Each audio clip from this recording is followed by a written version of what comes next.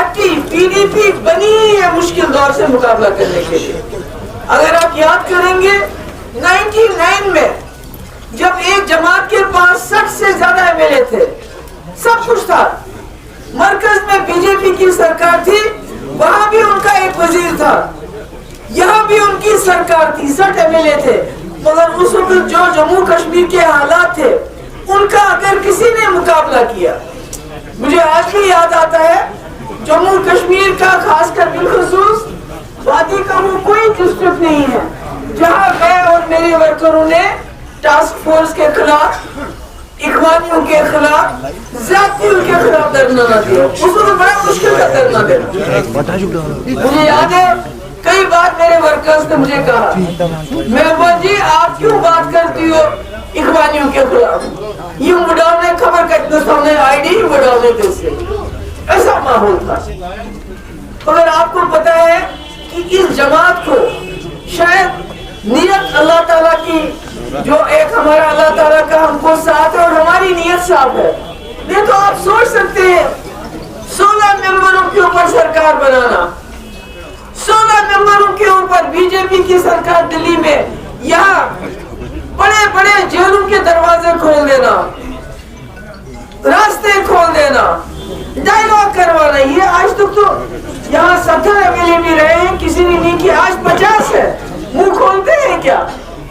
रक्षा खोला, बात करते हैं। आज 2.5 महीने हो गए बात चलती है कैदियों की, हम बात करते हैं, मगर आपने क्या जो रूलिंग पार्टी है उनकी जबान से कैदियों का नाम सुना 2.5 महीने में? सुना कहीं? सुना? अब खुद सोचिए, हमने न सिर्फ कैदियों को रिहा किया बल्कि बड़े बड़े लीडरशिप, ये गिलानी साहब, यासीन मलिक साहब जो जेल में है, शबीर शाह साहब, उनको रिहा किया उस वक्त जब हमारे पास 16 मेंबर और दिल्ली में बीजेपी की सरकार है। आज भी वही माहौल है, आज भी दिल्ली में बीजेपी की सरकार है और यहाँ नेशनल कॉन्फ्रेंस के पास 50 एमएलए है। आप खुद ही अंदाजा लगाइए कि जब मैं कहती हूँ पीडीपी बनी है चैलेंजेस का मुकाबला करने के लिए, मुश्किलात का मुकाबला करने के लिए, और डट के मुकाबला करती भी है।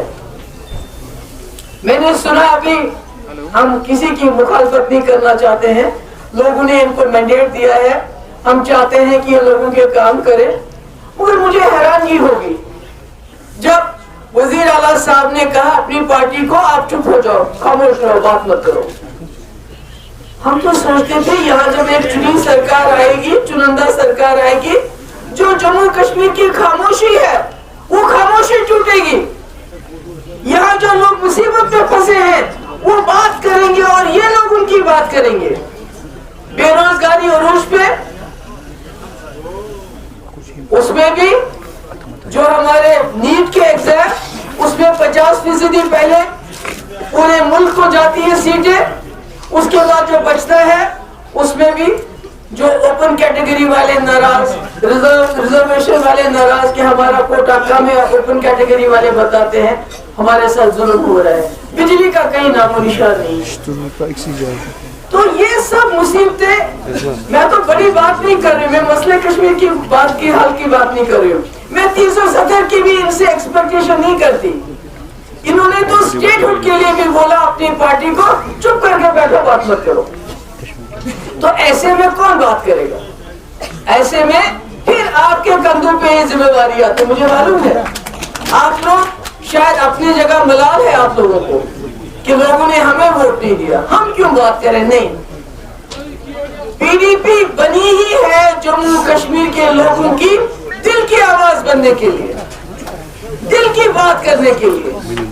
मैंने परसों में कोई देख रही थी वहां हल्लाबोल, वहां वो सवाल पूछ रहा था, मैंने इल्तिजा को बोला आज सुबह, मैंने कहा आपके पास अभी कई सवालों के जवाब आपको मालूम नहीं है, आपको पीडीपी का सेल्फ रूल अच्छी तरह पढ़ना चाहिए, आपको पीडीपी की हिस्ट्री पढ़नी चाहिए, क्योंकि उसने जो वहाँ मॉडरेटर था, किसी ने सवाल पूछा कि फर्क क्या है, नेशनल कॉन्फ्रेंस ने ऑटोनॉमी का रेजोल्यूशन पास किया, उसको डस्टबिन में फेंका, آپ نے ضرور کیا, مگر اس کے پاس جواب نہیں تھا.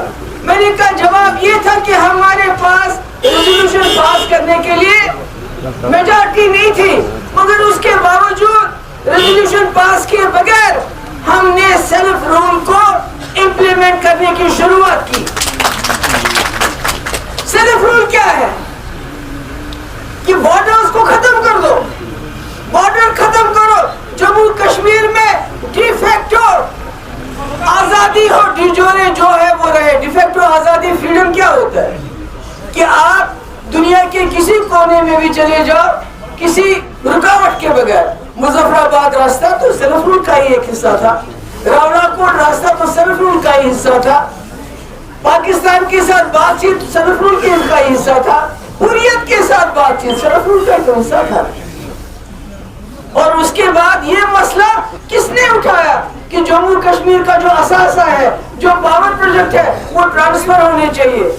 وہ تو اسی 16, 21, 28 والی پارٹی نے یہ مسئلے اٹھائے, 50 اور 60 والی تو مفتی صدر صاحب نے نہیں اٹھائے. اس لیے یہاں جتنے بھی ڈیلیگیٹ حضرات آئے ہیں, میں ان کو بتانا چاہتی ہوں آپ کو دل شکستہ نہیں ہونا چاہیے. یہ آزمائش تھی, ہمیں اس آزمائش پہ پورا اترنا ہے, ہمیں کوشش کرنی ہے. ہم نے دیکھنا ہے کہ جو پی ڈی پی کا جو ایجنڈا ہے اس پہ کوئی کمپرومائز نہیں ہونا چاہیے. پی ڈی پی کا ایجنڈا آپ کو یاد رکھنا چاہیے, یہ پی ڈی پی کا ایجنڈا نہیں ہے, مفتی محمد سعید کا ایجنڈا ہے. وہ مفتی محمد سعید صاحب جنہوں نے پوری زندگی میں 3 سال اور 10 مہینے چیف منسٹر رہے جموں کشمیر کے, مگر جو کام انہوں نے اس میں کیا وہ آج تک کسی نے 50 سال کی لیڈرشپ میں نہیں کیا ہوا ہے. ان کا ویژن, ان کی سوچ, ان کا سمجھ. جب میں نے 2014-15 میں مفتی صاحب سے کہا, جب ہماری بی جے پی کے ساتھ بات, پہلے تو بی جے پی کے پاس ہم نہیں گئے, بی جے پی ہمارے دروازے پہ آئی اور کسی معمولی آدمی کو نہیں بھیجا, جنرل سیکرٹری کو بھیجا, ہم نہیں گئے. اور اس کے بعد جب بات چیت چل رہی تھی تو میں نے مفتی صاحب سے کچھ سوال کیے, تو انہوں نے مجھے کہا دیکھو محبوبہ, اگر مجھے جموں کشمیر کو اس دلدل سے نکالنا ہے تو وہ دلی کی مدد کے بغیر آپ نہیں نکال سکتی ہو. انہوں نے کہا اگر جموں کشمیر کو اکٹھا رکھنا ہے تو آپ جموں کے مینڈیٹ کو اگنور نہیں کر سکتی ہو. ہمارے پاس تو 28 ہی تھے, آج تو ان کے پاس 50 ہے. میرے خیال میں شاید ہی کوئی دروازہ دلی میں ہے جہاں اس وقت کی سرکار نہیں پہنچی. بتاؤ مجھے کہاں نہیں گئے وہ لوگ, کیوں؟ کیونکہ جو بات مفتی صاحب نے کہی تھی کہ جموں کشمیر کو دلدل سے نکالنے کے لیے دلی کا ساتھ ضروری ہے, ان کو ایک تجربہ تھا. انہوں نے اٹل بہاری واجپئی سے کے ساتھ کام کیا. وہ اٹل بہاری واجپئی جنہوں نے مظفر آباد روڈ کھولنے کی بنیاد ڈالی, راولا کوٹ روڈ کھولنے کی بنیاد ڈالی, پھر بے شک اس کو یو پی اے کی سرکار میں کھولا, جنہوں نے مشرف سے ڈائلاگ کیا, جو پاکستان گئے جنہوں نے حریت سے ڈائلاگ کیا. مفتی صاحب اسی پروسیس کو آگے چلانا چاہتے تھے, وہ بڑی بات تھی. مگر آج کی سرکار چھوٹے چھوٹے دن کے دن جو کام ہے ان کے لیے دلی کے دروازوں پہ جانے کی ان کو ضرورت پڑتی ہے. یہ سوچنے والی بات ہے کہ مفتی صاحب کا نظریہ, مفتی صاحب کی سوچ, اور وہی سوچ ہے پی ڈی پی کا ایجنڈا جس کو آپ نے 2 ہاتھوں سے پکڑ کے رکھنا ہے, چھوڑنا نہیں ہے. کیونکہ اگر جموں کشمیر کو ہم نے اس دلدل سے نکالنا ہے, اس مصیبت سے نکالنا ہے, تو پھر ہمیں دن رات ویسے ہی کرنا پڑے گا جیسے ہم 96 سے کام کرتے آئے. بیٹھنا نہیں ہے. اب آپ کے ڈسٹرکٹ پریزیڈنٹ ہیں, آپ کو ڈسٹرکٹ کمیٹیز بنانی ہے, آپ کو زون پریزیڈنٹ بنانے ہیں, آپ کو بلاک پریزیڈنٹ بنانے ہیں, آپ کو ڈیسک پریزیڈنٹ بنانے ہیں, آپ کو وارڈ پریزیڈنٹ بنانے ہیں. کہیں رکنا نہیں ہے. آنے والے وقت میں ہم پنچایت انچارج بنائیں گے پنچایت الیکشن کے, ہم ٹاؤن انچارج بنائیں گے جو ٹاؤن کا الیکشن دیکھیں گے. مگر کام بہت ہے, آگے کرنے کے لیے کام بہت ہے. اس لیے میری آپ سب سے, آپ سب آئے ہو, جموں سے آئے ہیں, کٹھوا سے آئے, پتہ نہیں کہاں سے, یہاں سے جموں کے ساتھیوں کو میں اپنے کشمیر کے ساتھیوں کو بتانا چاہتی ہوں, جموں کا ایک میرا ساتھی ہزاروں کے برابر, کیونکہ انہوں نے اتنے مشکل حالات میں جب جموں میں گئی اور جس طرح یہ الیکشن لڑ رہے تھے, واللہ بی جے پی اور کانگریس والے اگر کانگریس اتنے دل سے الیکشن لڑتی تو شاید وہاں کا رزلٹ کچھ اور ہوتا جتنے ہمارے لوگ الیکشن لڑ رہے تھے. اس لیے مجھے آپ لوگوں سے یہ کہنا ہے کہ ہماری ذمہ داری بہت زیادہ ہے, ہمارے کندھوں پہ بہت بڑی ذمہ داری ہے. اس وقت بے روزگاری آسمان کو چھو رہی ہے, لوگ ہمارے نوجوان ہمارے ڈپریشن کا شکار ہو رہے ہیں. اس وقت ریزرویشن کے بارے میں لوگ بات کرتے ہیں. ہمارا یہ ماننا ہے جو کمزور طبقہ ہے, جو شیڈول ٹرائب ہے, شیڈول کاسٹ ہے, بے شک ان کی ریزرویشن ضروری ہے, مگر جو اوپن کیٹیگری کے لوگ ہیں, جو اوپن میرٹ کے لوگ ہیں, ان کے گردن پہ چھری رکھ کے نہیں رکھنی ہے, ان کا مستقبل برباد نہیں کرنا ہے. کیونکہ ابھی دیکھیے نیٹ میں اگر 500 سیٹیں ہیں, 250 پہلی بار چلی جاتی ہیں, اس کے بعد جو بچتا ہے اس میں اوپن کیٹیگری کے لیے کچھ بھی نہیں, نہ ہونے کے برابر. یہی نوکریوں کا ہوتا ہے. ابھی دیکھیے پولیس کی بھرتی ہوئی, 3000 پوسٹ, 6 لاکھ لوگوں نے اس میں حصہ لیا. کہاں جائیں گے, کیا کریں گے؟ بجلی کا حال مجھے یاد ہے جب مفتی صاحب پہلی بار وزیر اعلیٰ بنے تو انہوں نے پامپور میں گیس ٹربن چلایا, اس لیے کہا کہ لوگوں کو بجلی ملنی چاہیے, سردی ہے, ٹھنڈ ہے. تو مجھے معلوم نہیں ہے کہ یہ جو یہاں ہماری اس وقت سرکار بنی ہے, ان کو یہ احساس ہے کہ لوگوں کو اس وقت بجلی کی نہ ہونے کی وجہ سے کتنی مشکلات ہو رہے ہیں. کیا یہ جو دلی ان کا آنا جانا رہتا ہے, کیا یہ وہاں بات کرتے ہیں ہمیں ایکسٹرا بجلی چاہیے, ہمارے لوگ ٹھنڈ میں ٹھٹر رہے ہیں, یہ تو میٹر لگانے کی تو انہوں نے آرڈر دے دی, میٹر فٹافٹ لگاؤ, مگر جہاں میٹر ایریا ہے وہاں بھی بجلی نہیں ہوتی. تو میرا کہنا یہ ہے کہ ہمیں دل برداشتہ نہیں ہونا چاہیے, ہمت نہیں ہارنی چاہیے, بلکہ آنے والا جموں کشمیر میں جو آج تک اچھا کیا وہ پی ڈی پی کے ہاتھوں سے ہوا, اور آئندہ بھی جو اچھا ہونے والا ہوگا انشاءاللہ وہ آپ کے ہاتھوں سے ہوگا. مگر اپنا ایجنڈا بھولنا نہیں ہے, امن کی بات عزت کے ساتھ, پولیس سے بات بنے گی کیا ضروری, یہ باتیں بولنی نہیں ہے.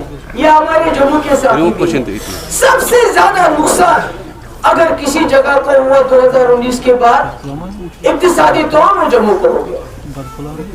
کشمیر کو تو جذباتی طور زیادہ جو نقصان ہوا, کیونکہ کشمیر کو کہیں نہ کہیں یہ رکھتے ہیں, تھوڑا خیال رکھتے ہیں, کیونکہ انٹرنیشنل لیول پہ کشمیر کو دیکھا جاتا ہے. مگر جموں کی جو تباہی ہوئی اور ہمارے ریسورسز, انہیں یہ خیال تھا کہ جب نئی سرکار بنے گی تو کچھ نہ کچھ تبدیلی ہوگی, یہ چھاپے بند ہو جائیں گے, یہ سرکاری ملازموں کو نوکریوں سے باہر نکالنا بند ہو جائے گا. یہ تو بالکل ویسے ہی چالو ہے. ابھی پچھلے دنوں ہمارے 2-3 سرکاری ملازموں کو نکال دیا. ہم تو سوچتے تھے جن کو نکالا ہے ان کو بھی ریویو کریں گے. ہم نے سوچا تھا کہ جب یہ دلی جائیں گے امت شاہ صاحب سے ملنے کے لیے تو ان سے ہماری قیدیوں کی بات کریں گے. میں نہیں کہتی وہ راتوں رات ان کو کھلا چھوڑ دیں گے, مگر جن کے خلاف کوئی کیس ہی نہیں, کوئی کارروائی نہیں ہوئی آج تک 5 سال سے, ان کا کیا قصور ہے؟ جو بیچارے بیمار ہیں ان کو یہاں شفٹ کیوں نہیں, وہ تو کر سکتے ہیں, مگر بدقسمتی ہے. ہم تو آپ سے 370 کی تو بات ہم نہیں کر رہے ہیں, وہ تو میرے خیال میں آپ کا اس پہ اتنا نہیں کر سکتے آپ لوگ. مگر یہ جو ڈے ٹو ڈے مسئلے ہیں, ہمارے بجلی ہے, ہمارے قیدی بند ہیں, جیلوں میں بند ہے, نیٹ کا جو 50% باہر چلا جاتا ہے, ہمارے یہاں جو نوجوان پڑھے لکھے ہیں جو اسپیشلائزیشن میں جانا چاہتے ہیں ان کا دائرہ ان کو بہت کم ہو رہے ہیں, ان کی سیٹیں, تو کوئی بات ہی نہیں ہوتی ہے, کوئی فرق ہی نہیں ہے. اور تو لوگ تو سوچتے تھے کہ جب سرکار آئے گی 200 یونٹ چھوڑ دیجئے اور کم سے کم بجلی میں امپرومنٹ ہوگی, اور کچھ بھی نہیں ہے. میں یہ کہنا چاہتی ہوں کہ ہم کوئی سرکار کے خلاف نہیں ہیں, مگر ان کو بتانا چاہتے ہیں کہ لوگ بڑی مشکل میں ہیں, بڑے بہت ہی امیدوں سے لوگوں کو آپ نے چنا ہے. تو اس لیے کم سے کم یہ تو ٹھیک ہے دلی آنا جانا لگا رہتا ہے, باقی لگا رہتا ہے, गुलमर्ग भी ठीक है, बर्फ में भी वो फोटो खींचना भी ठीक है, मगर लोगों की जो मुश्किलात है थोड़ा सा उसकी तरफ भी ध्यान भी दीजिए। बिजली को ठीक कर लीजिए, कम से कम अनएम्प्लॉयमेंट की तरफ ध्यान दे दीजिए। और ये जो रिजर्वेशन पे आपने सब कमेटी बनाई है उसको, उसका रिजल्ट क्या है वो, ताकि लोगों में जो ये एक तनाव हो रहा है इस वक्त जो रिजर्व कैटेगरी और ओपन मेरिट में, हम नहीं चाहते हैं लोगों में इस किस्म का कोई चल रहा है। तो मैं आप सबकी बहुत शुक्रगुजार हूँ, आप लोग आए, दूर दूर से आए। मुझे उम्मीद है मेंबरशिप के लिए हम जम्मू से शुरुआत करेंगे, मेंबरशिप शुरू करेंगे, मेंबरशिप होनी चाहिए और बढ़ चढ़ के होनी चाहिए। आप सबको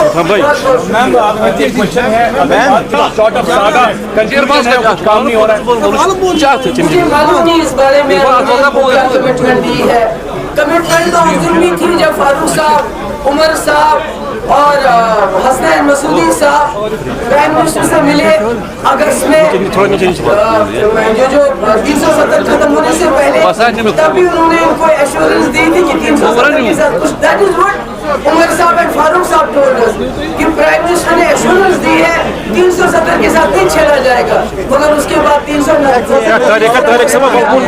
Ma'am, you believe that they are compressed completely, the national conference is compressed? नहीं, 50 सीटें हैं उनके पास, 3 मेंबर पार्लियामेंट है उनके पास, अब उनके पास जरूरत नहीं है तो मैं क्या करूं? हमारे पास तो 16 थे जब दिल्ली में बीजेपी की सरकार थी, मगर हमने तो सब अपना एजेंडा चलाया। अभी 28 थे तब भी हमने एजेंडा चलाया, बीजेपी के साथ सरकार थी। आज तो 50 होने के बाद भी they are not able to do what they want to do. But they have committed with people regarding the power facility of 300 units in future. Ma'am, power की बात आपने की, one nation ma'am. बदकिस्मती से ये जो सरकार है एनडीए की, जो इंडिया का कॉन्स्टिट्यूशन है, जो हमारा आईन है, दिन ब दिन उसको खत्म करती जा रही है। जम्मू, ये इंडिया एक फेडरल कंट्री है, यहाँ फेडरल स्ट्रक्चर है। जब आप वन नेशन वन इलेक्शन की बात करते हो, आप कहीं ना कहीं उस फेडरल स्ट्रक्चर को अंडरमाइन करते हो। और वो कहते हैं 2047 के बजाय वो पीछे जा रहे हैं।